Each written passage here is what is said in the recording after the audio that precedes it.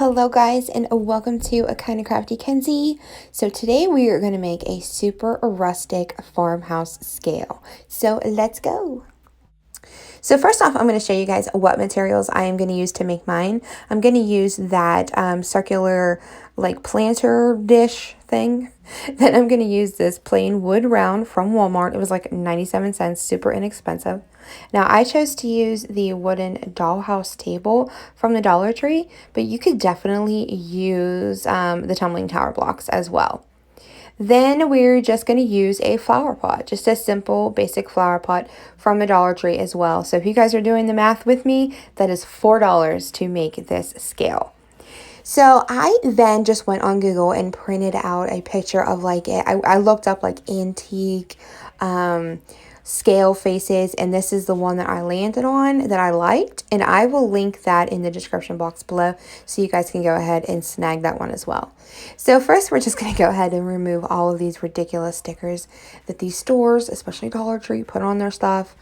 They drive me crazy, you guys. And just so you know, the residue cleaner, like the sticky little weird sponge thing, you'll see me use it here in a second to try to get like the sticky residue off from the Dollar Tree. Yeah, it's no good. I don't recommend it at all. But anyways, I was inspired to make a farmhouse scale because it was a highly requested in the comments that you guys wanted to see one.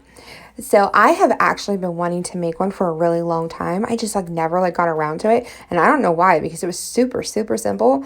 So once you guys requested it, it kind of just gave me that push that I needed to just do it. So here we go.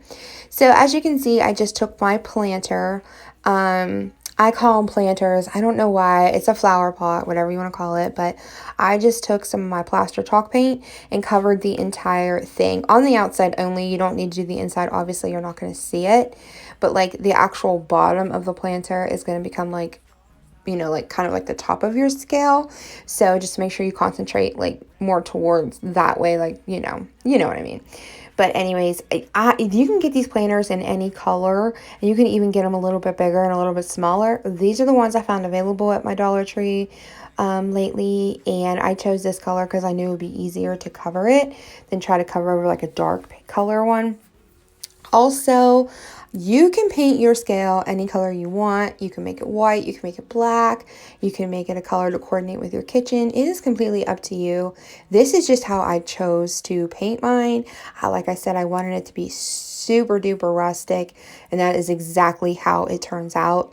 It looks like really old. So anyways, as you can see, I'm just going to cover this entire pot with plaster, and I did give this about 2 coats. I didn't go like a full 2 coats, but like I went around areas that I felt needed a little bit more paint.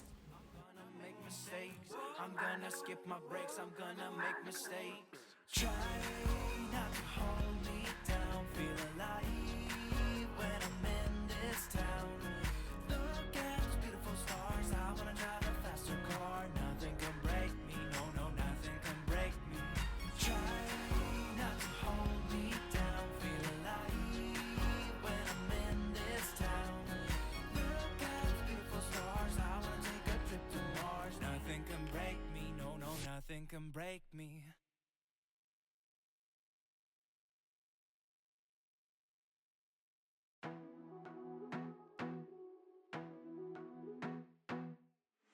I wanna be a weekend lover. Yeah, I'ma be the best damn lover you got. I wanna mess up your covers. I don't wanna meet your mother. Never ever ask me how I've been. Remember why you have my number. I'm the best thing that has ever happened to you. Here's your time to shine. Now show me what you can do. So guys, I do want to tell you too that these paintbrush holders, if you haven't grabbed one from the Dollar Tree yet, do it. I highly recommend it. As you can see, I used mine like while I was actually painting. I just put my paintbrushes in them while, so they weren't like laying around. And then I have another one that I use like after I wash them and put them out to dry. I put it in as well. I absolutely love them. Highly recommend. Such a cool find for $1. So as you can see, I just painted my little dollhouse table with that same plaster chalk paint. I made sure to really get in everywhere. Mostly the most important part about the dollhouse, the part that you're going to see the most, are the legs. That is why I say you could use the tumbling tower blocks if you don't have this dollhouse table or you can't find it. But like with me on my bowl, like my little planter bowl that I use to put on top of the scale, you'll see you're definitely going to need some kind of like little piece of wood there. So you could probably use like any kind of piece of wood from the Dollar Tree, like scrap wood or something, just so it adheres better. And then I've also seen where like the top of the scale could be like a picture frame or even like a shadow box, like turn it upside down, you know what I mean? But it is completely up to you what you want to use. I know that I'm probably going to put greenery and things in my scale, you know, and like decorate for the seasons, holidays, etc. So I chose to use the bowl. But if you Google the materials people use for these, it shows you a whole bunch of different options. But that's just what I chose to make mine. And I'm just so excited to show you guys how this turned out. So then I went ahead and I painted that wood plank or that wood round with the same color plaster. Plaster was definitely like my base color for this. I was going to do white, but I'm really loving the plaster. To me, this doesn't look so like new. You know what I mean? Like white is like nice and shiny. I mean, I know white is Farmhouse, but to me, like things like this, the plaster just looks so much better. So I did make sure I gave it a good coat, and it only took one coat, both sides though. Make sure you get full coverage on this because you're going to be able to see the entire thing, even though we are going to Mod Podge that scale face on the front of this. That time, and it's not my style to be caught up in the middle like this. 'Cause now I dream about you. I was probably too drunk, it's blurry, but I've got the image of you running circles in my mind right now. And it could fade away, but it probably won't, and I should let it be. But I'm gonna dive into you, and maybe I'll drown, but what can I do? And it would be alright to let me down. Rather we try than let these feelings slide. So I'm gonna dive into you. It doesn't even make sense why we try to fight it. So I just gave this bowl 2 coats on the outside and then on the inside of the elephant gray chalk paint by Waverly. As you can see, it's like a really nice dark gray. I've been asked so many times, do I get good coverage like over plastic pieces like this or glass or even like the plastic bottles from the Dollar Tree that I turn into like little floral planters? Chalk paint has amazing coverage, you guys. I absolutely love it. I don't know about acrylic on plastic. I haven't tried, but 100% hands down, love chalk paint for this. You don't have to prime it. You don't have to sand the project.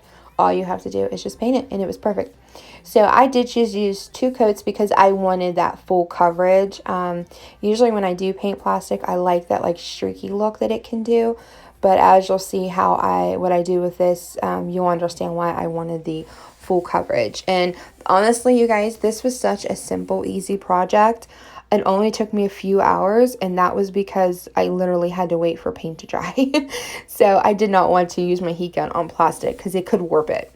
So then I took my wood round and one of these chip brushes from the Dollar Tree, and hands down my favorite distressing brush ever. Oh my gosh, you guys, I love them. So as you can see, I just distressed it with some of that elephant gray. I did front and back, and now I'm going to Mod Podge that scale face down onto my little wood round.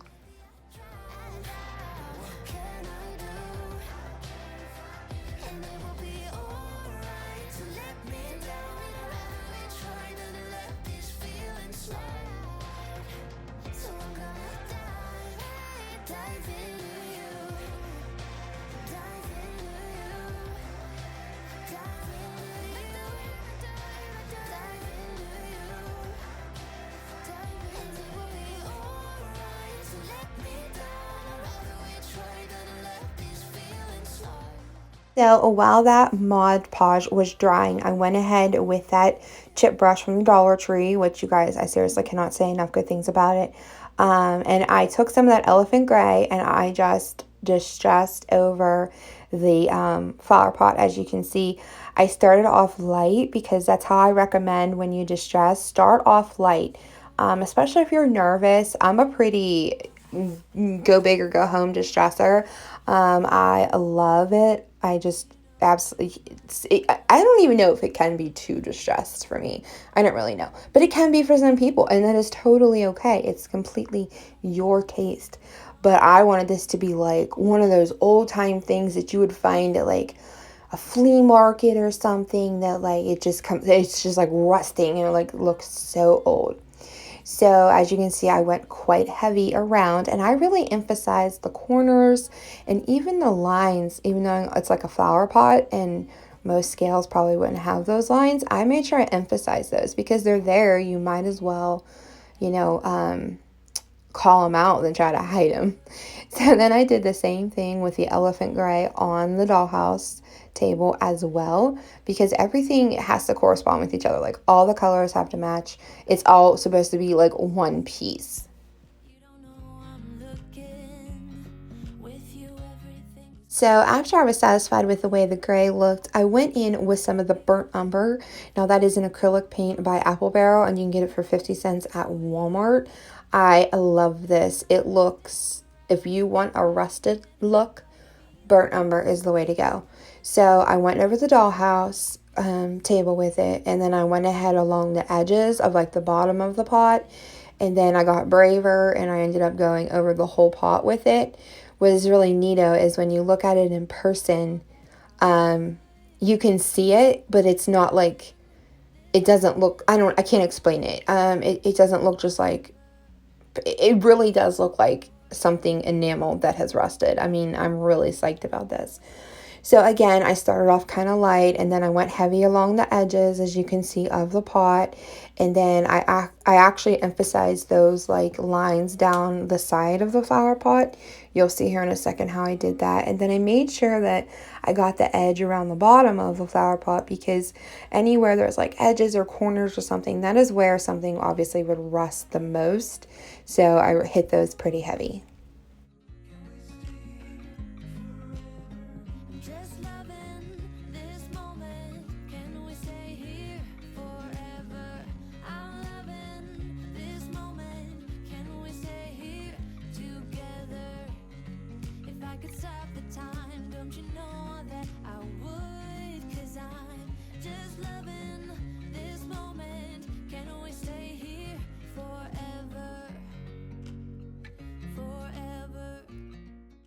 So then with my scale face, you can totally see that there is a contrast in the picture and the wood round. So I went in there and just kind of tried to like blend everything in. First I went in with burnt umber and I went around the edges of the wood plank to kind of emphasize like the edges of the scale, like it would be rusted. As you can see, I'm kind of like, you know, and that is the only like downfall of Mod Podging something you print out from your computer, is sometimes the Mod Podge will cause your ink to bleed a little bit. And I know what you guys were going to say. Why didn't you use a glue stick? Because I didn't want you to see like definition of like the paper and the wood plank. And Mod Podge is like the only thing I really recommend that you do, that you don't see that definition of that line of like paper and then wood. So then I just went back in with some elephant chalk paint and I went around the edge to kind of create like my own scale edge. Do you know what I mean? Like you can see what I'm doing. And I just played with it, you guys. Like I've never made something like this before. I've never worked with a scale face like this before. So I literally just kind of went back and forth and played with it. I mean, the worst thing that happened is I really messed it up and I would just, you know, have to flip it over and start over or something, whatever. So then I just went in with some white chalk paint on top of that gray. And then as you can see, I brought in some of the burnt umber as well, because I wanted to kind of galvanize this, make it look rustic, make it look rusty to match everything else about the scale. So I just went back and forth between the gray, the white, the burnt umber until I was happy with the way it looked.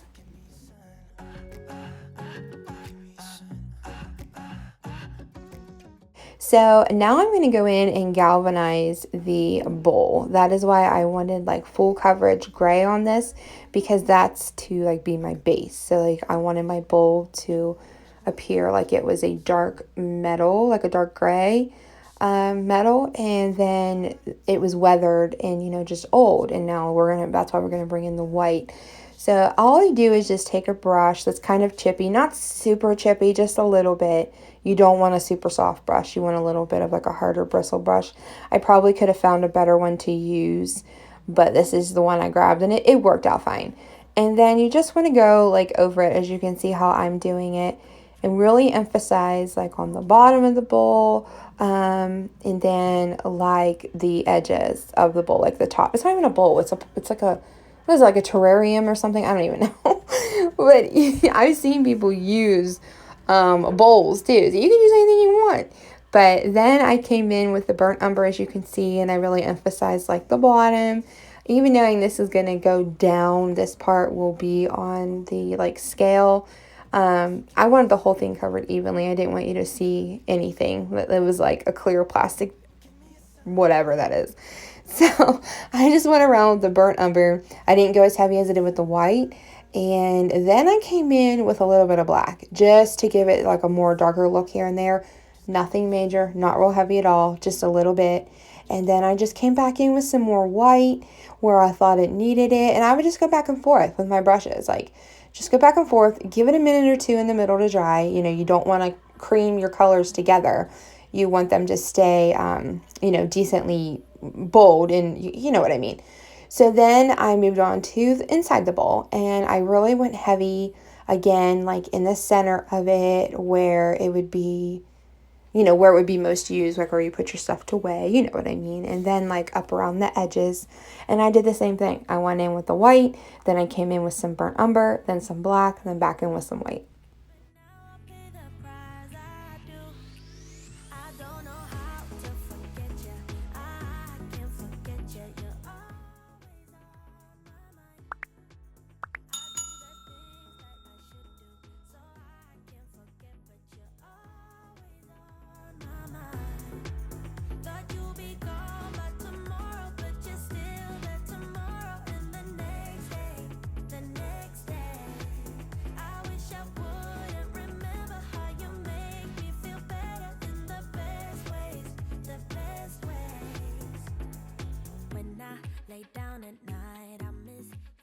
So you guys will have to let me know down in the comments if you would make a farmhouse scale like this, what color you would paint it.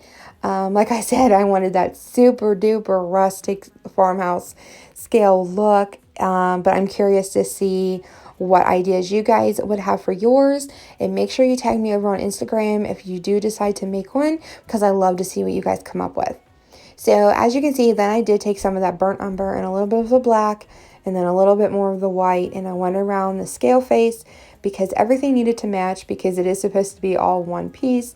So I decided to go ahead and kind of galvanize it a little bit more. And as you can see what I'm talking about now, you really cannot see the definition between the piece of printer paper and like where it ends and like the wood plank begins. So then I use the E6000 hot glue combo. I always say like E6000 for longevity and hot glue for right now, especially for video purposes. But if you do use the E6000, make sure you let it set up for 24 hours, because it will come right apart. You'll think it's not drying, but I promise, just give it a minute, it'll dry. So anyways, I then just put everything together. I put the dollhouse on top of, or, you know, on the bottom of the planner, but you see what I'm saying. And now I'm going to attach the wood round to the front of the planner, you know, for the scale face. And then I'm going to do the same thing to attach my scale bowl to the dollhouse table. But now you can see what I mean, that if you use the tumbling tower blocks, you're going to need some kind of piece of wood in there so that it can adhere to something. I would not trust just those tumbling tower blocks to hold that bowl. You know what I mean? So yeah, and this was it. So this is it. It was so easy, you guys. Like I said, the longest part is waiting for the paint to dry, especially when you're working with plastic pieces. And then galvanizing does take a hot second, but it's so worth it because I absolutely love the way that this turned out. It looks so insanely rustic, so farmhouse. I am so excited to finally have this to incorporate into my decor. And let me know, you guys, what you think down in the comments. It will pass by, someone save me. Before I pass out, I'm too lonely to be done. I'ma drink at this place. Yeah. Why am I the only one who's left in the rain with nobody to hold on to? Ooh. Why am I the only one who's feeling this pain when there should be two of us? And yeah, I know we both wanted different things, but letting go just comes easy and you don't. Why am I the only one who's left in the rain? If I had an option to be someone else, I would. And let go of you. I know that I'm obvious, forget I'm made this way. But why didn't I stay when I had the chance? Maybe it will pass by, someone save me. Before I pass out, I'm too lonely to be done. I'ma drink at this pace. Yeah. Why am I the only one who's left in the rain with nobody to hold on to? Ooh. As always, thank you guys so much for coming along with me. I had so much fun making this. I don't know what I was like hawing around about and why I didn't make it months ago, but I'm glad I didn't because I was able to show you guys what I did, especially since it was requested. And keep your requests coming, you guys. I am keeping a running list and doing tons and tons of homework because I'm doing my best to show you guys that everything you're asking to see. So I've been doing so much brainstorming and like so much material gathering the past few days. But I'm so excited to get all of the requests, or as many as I possibly can, out for you guys to see. So if you like this video, please give it a big thumbs up. And if you aren't already subscribed, go ahead and subscribe because you are going to love it here. I'm all about DIY and crafting, and we have so much fun here. And I cannot wait to see you real soon for my next DIY video. Bye, guys.